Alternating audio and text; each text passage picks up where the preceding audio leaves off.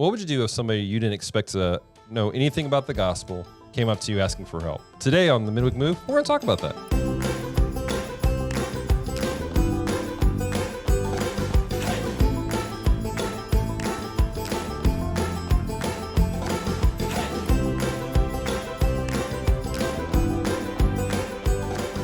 Hello, welcome to Midweek Move, podcast attention to the healing place, the podcast where we examine the scriptures line by line, verse by verse, and ask ourselves what is happening today. Ladies and gentlemen, I am joined today by my good friend, Molly. What's up, sis? Hey. Glad to have you here today. We had your husband on a couple weeks ago, had a great conversation with him, and this is part of our Midweek Move shorts event we're doing for the summertime. We're lovingly calling it the weekly shorts, which old school healing place people understand what the midweek what the weekly shorts were, which were ridiculous. I'm going to tell you that right now. I'll show them to you after the show. Okay. But good times. But we've been journeying through the book of Luke, and it's been a really fascinating conversation because Luke is super detailed. He's super big about looking at what's taking place and getting people's interviews, so everything like that. And so that's why I like Luke, is because he's super like, let me paint you a picture of everything. And he's giving us a really interesting situation here in Luke chapter 7. So let's jump into it, starting in verse 1. Now when he concluded all his sayings in the hearing of the people, he entered Capernaum. And a certain centurion's servant who was dear to him was sick and ready to die. So when he heard about Jesus, he sent elders of the Jews to him, pleading with him to come and heal his servant. And when they came to Jesus, they begged him earnestly, saying that the one for whom he should do this for was deserving. Verse 5, for he loves our nation and has built us a synagogue. So, interesting situation here. Here Jesus is being approached by people on behalf of a Gentile centurion, which is kind of a big ordeal. And he's concerned about a young man who is in his care. Now, I want to point this out because some people take this and they've gotten really weird with this conversation. More than likely, this young man that he's taking care of was almost like a child to him. It was almost like it was a person he's adopted as a type of son into his life. And so that's kind of the relationship with him. So it's not just a matter of like, oh, this is my servant, but this is like, I care about this like a son. This is somebody I care about deeply.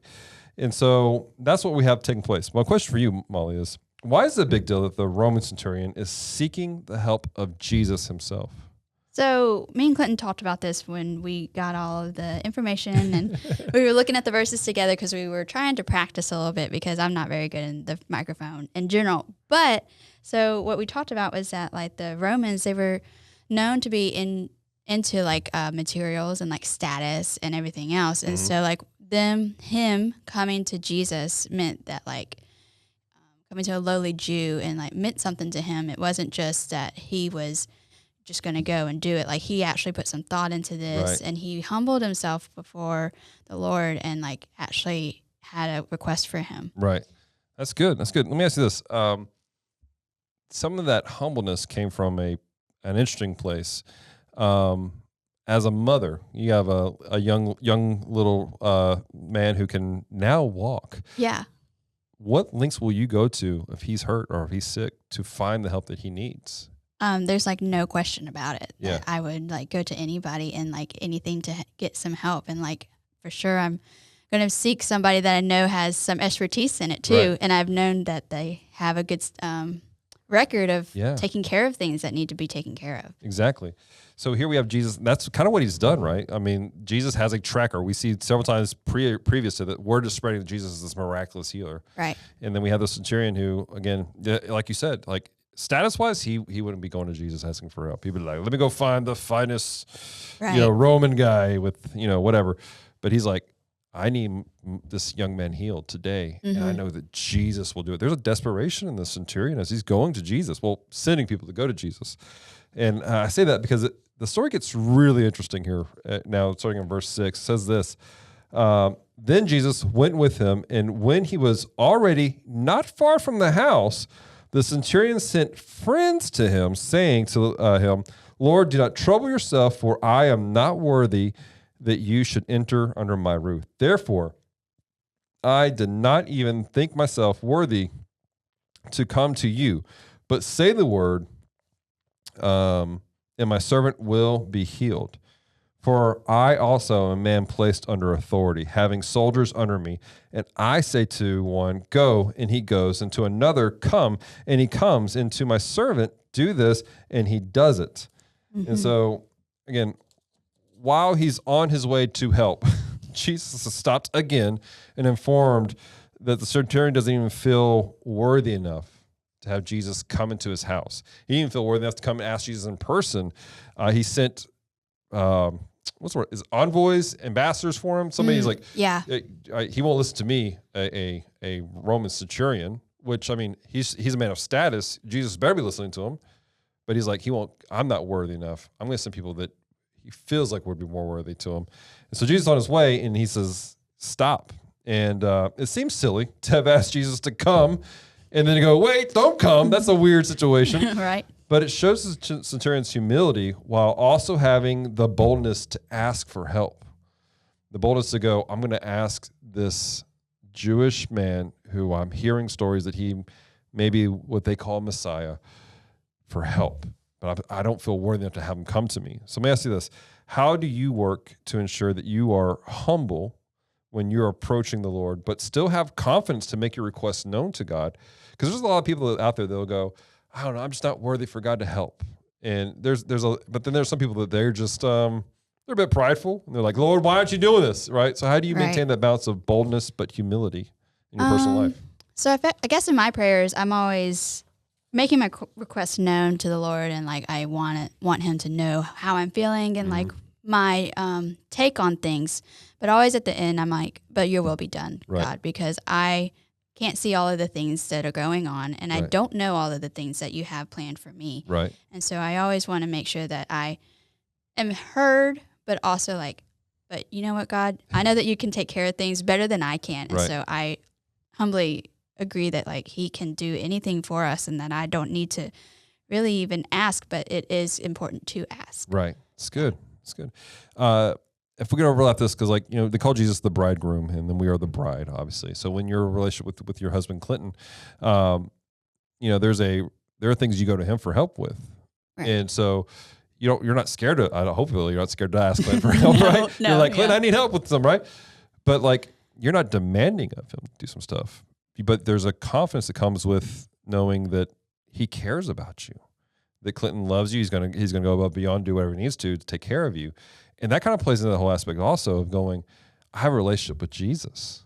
And so because I have a relationship with him, I can go, he will take care of me. Now, again, still the whole aspect, you know what's going on. Right. I don't know what's going on. I'm not divine. I'm not omniscient, but you are.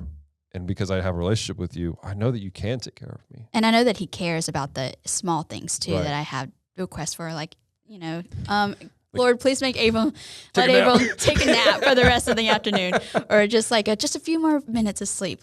Like I just pray like peace and sleep over that. And I'm like, sometimes I think of like a blanket that's like covering our house, like of rest. Yeah. And I just pray that over us. Like sometimes when you know, it's early in the morning and I just really just need something. Yeah. And I know that's not that too small of a request for the Lord to care about. Yeah, that's so good. I think a lot of people think they're like, oh, my requests are just too small. God doesn't care about this. And He cares about the small things, legitimately. Yeah. He cares about if, hey, we're getting some sleep so you and Clinton can get some sleep.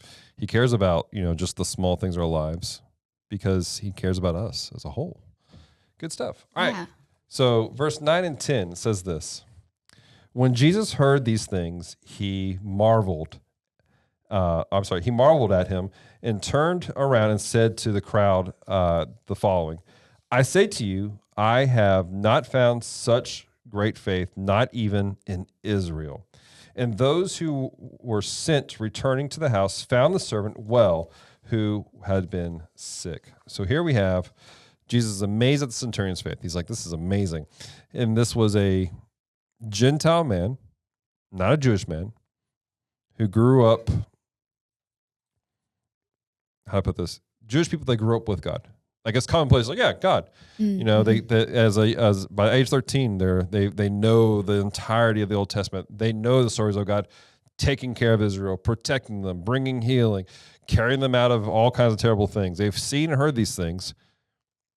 And yet here's a centurion, a Roman, a pagan, didn't grow up with this.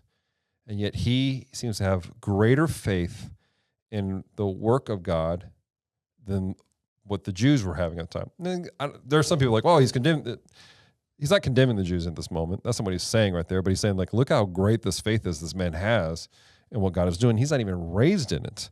So my question for you, it's not uncommon for people to become jealous when they hear about or see someone being blessed by God.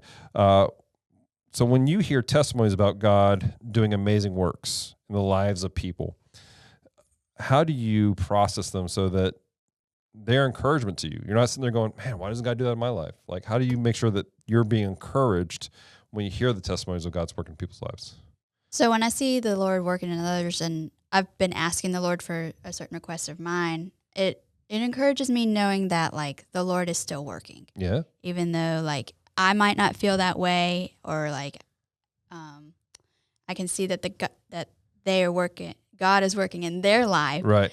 and that I can be encouraged to see Him working through them. Yeah. Yeah. That's good. That's good. Okay. Yeah.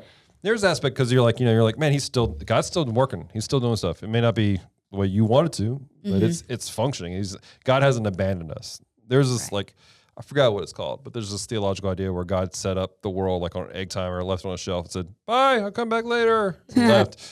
And a lot of people that view that's how God is, but God's not absent.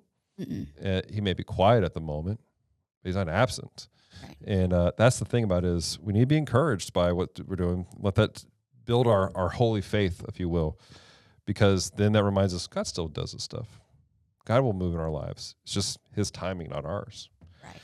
So let me ask you this as we close Sure. this up. What is your big takeaway from this passage? Ooh. So my big takeaway is probably the centurion's faith overall. Like, he had a request for the Lord. Right. He knew that the Lord was listening, Mm-hmm. and it was done. And sometimes when we do ask the Lord, it's not always in our time, right? But we do know that when we ask and seek, that he is there, and he's there listening to us. And so that's encouraging to me to take away from this passage, because I know that whenever I feel down or sad and unheard, Yeah. I feel like I'm like just saying the same thing over and over and over again, I know that he really is listening. And I know that the centurion's faith is a mirror for me to Awesome. to have. Yeah. I love that. Well, guys, I want to hear from you. How has this encouraged you? Has it challenged you? Reach out to us, mediahub@thpshreport.com, or go to our Facebook page and leave comments there. And don't forget the YouTube channel, Midweek Move. Until next time, have a great week.